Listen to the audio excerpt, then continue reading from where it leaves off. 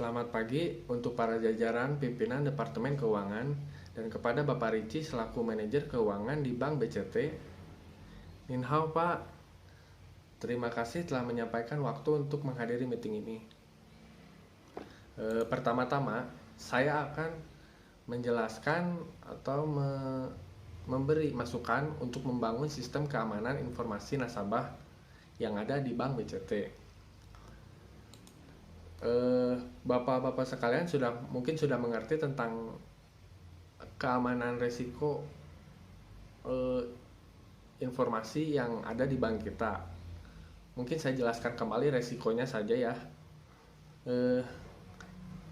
Didefinisikan sebagai potensi output yang tidak diharapkan dari pelanggaran keamanan informasi oleh ancaman keamanan informasi. Semua risiko mewakili tindakan yang tidak terisolasi. Risiko seperti ini dibagi menjadi 4 jenis.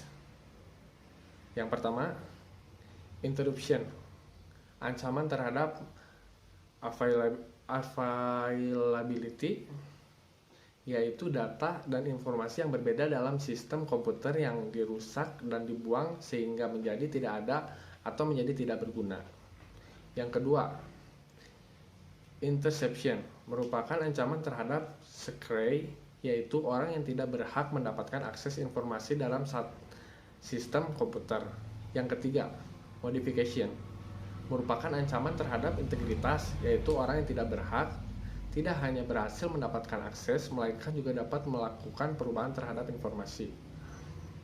Yang keempat, fabrication, adalah orang yang tidak berwenang meniru atau memalsukan sesuatu objek dalam sistem. Lalu, sistem keamanan e-banking pada Bank BCT. Ya, yang pertama, confidentiality. Aspek confidentiality memberikan jaminan bahwa data-data tidak dapat disadap oleh pihak-pihak yang tidak berwenang. Serangan terhadap aspek ini adalah penyadapan nama akun dan PIN dari pengguna internet e-banking. Penyadapan dapat dilakukan pada sisi terminal komputer yang digunakan oleh nasabah atau pada jaringan network, menghindari adanya fraud yang dilakukan dari masalah internal. Yang kedua, aspek integrity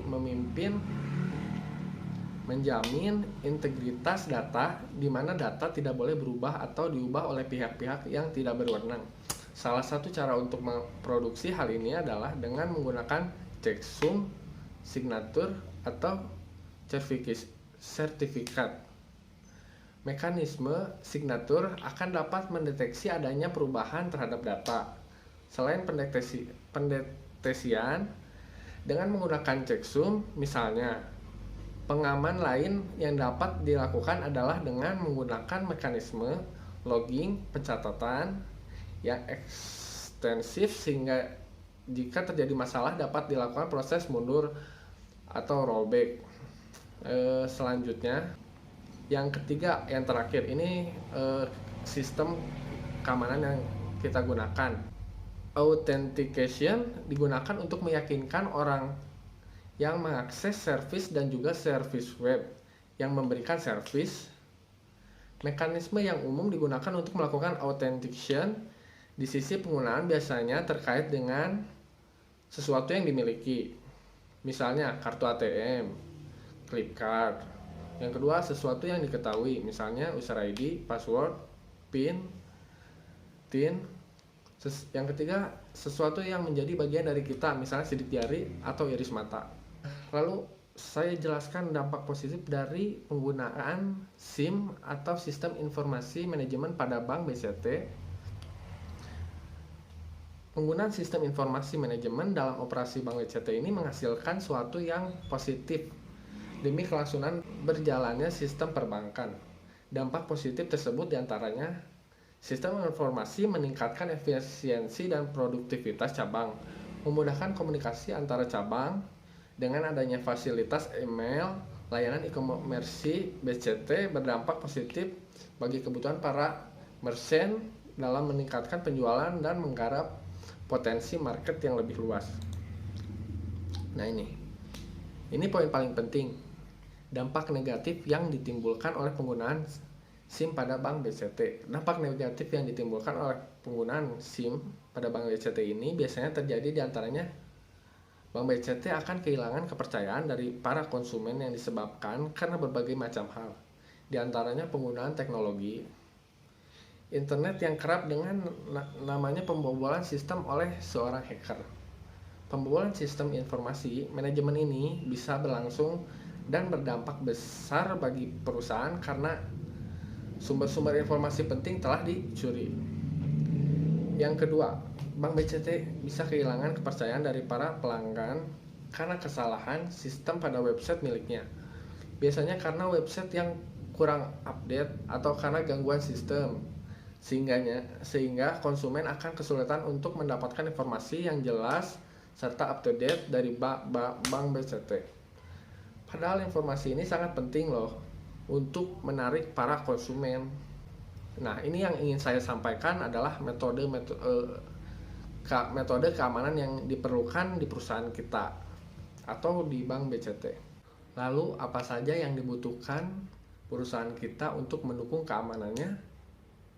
Pertama, kita memerlukan penggunaan protokol Hypertext Transfer Protocol Secure atau HTTPS yang membuat pengiriman data dari server ke ISP dan klien berupa data acak yang terenkripsi. Yang kedua, penggunaan teknologi enkripsi Secure Socket Layer atau disingkat SSL 128 bit dan verify. Dengan SSL inilah transfer data yang terjadi harus melalui enkripsi SSL pada komunikasi tingkat soket. Lalu yang ketiga, penggunaan user ID atau PIN untuk login ke layanan internet e-banking. Mungkin untuk ini sudah ada, tapi mungkin bisa lebih ditingkatkan lagi, lebih dipersulit lagi untuk login melalui PIN ataupun user ID. Lalu yang keempat, penggunaan metode timeout session yang menyebabkan bila setelah 10 menit nasabah tidak melakukan aktivitas apapun, akses tidak berlaku lagi. Penggunaan PIN untuk setiap aktivitas perbankan. PIN ini digenerate dari token PIN. Jadi kesimpulannya, dapat disimpulkan bahwa keamanan informasi atau informasi security digunakan untuk mendeskripsikan perlindungan baik peralatan komputer dengan non-komputer, fasilitas, data, dan informasi dari penyalahgunaan pihak-pihak yang tidak berwenang. Keamanan informasi ditunjukkan untuk mencapai 3 tujuan utama, yaitu kerahasiaan, ketersediaan, dan integritas. Sedangkan ancaman keamanan sistem informasi adalah orang, organisasi, mekanisme, atau peristiwa yang memiliki potensi untuk membahayakan sumber daya informasi perusahaan. Ancaman itu terdiri dari ancaman internal dan eksternal. Risiko keamanan informasi dapat didefinisikan sebagai potensi output yang tidak diharapkan dari pelanggaran keamanan informasi oleh ancaman keamanan informasi. Semua risiko mewakili tindakan yang tidak terisolasi untuk mengendalikan ancaman serta risiko keamanan informasi itu dapat dilakukan dengan berbagai pengendalian, yaitu pengendalian teknis, kriptografis, fisik, formal, dan informal. Terima kasih karena telah mendengarkan ide dan gagasan yang saya berikan. Saya meminta bantuan untuk para jajaran direksi, terutama Bapak Ricci selaku manajer keuangan, untuk bisa membantu berinvestasi untuk meningkatkan keamanan di perusahaan kita ini agar menjadi lebih baik dan tetap menjadi yang terbaik. Terima kasih. Saya pamit undur diri. Wassalamualaikum warahmatullahi wabarakatuh.